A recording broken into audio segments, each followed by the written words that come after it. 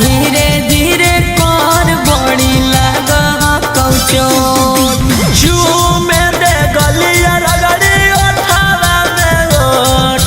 चूमे दे गलिया रगड़ी ओठावा में ओठ छोड़ा धीरे धीरे कर बड़ी लगा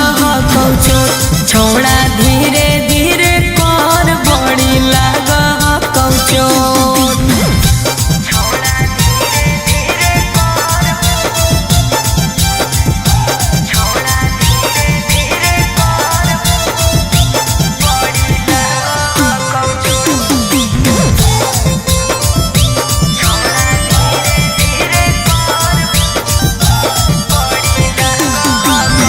तोरो तो माजा छोड़ी हमारो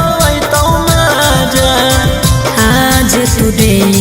मी हमारा बड़ा साजा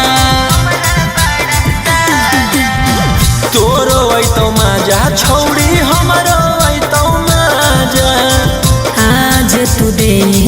मी हमारा बड़ा साजा हो बहुत दिक्कत ता खटिया परलो हो बहुत दिक्कत ता खटिया परलो छोड़ा धीरे धीरे कर बड़ी लगा कौचो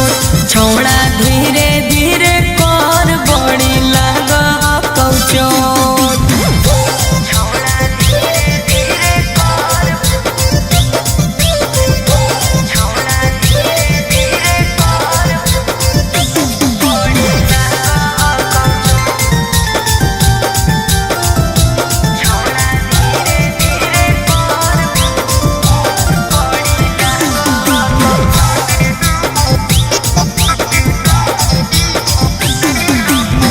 रखियो सटा के लागे दिल के भीतरिया उठो हकये ने छोड़ा भीतर से लोहरिया रखियो सटा के लागे दिल के भीतरिया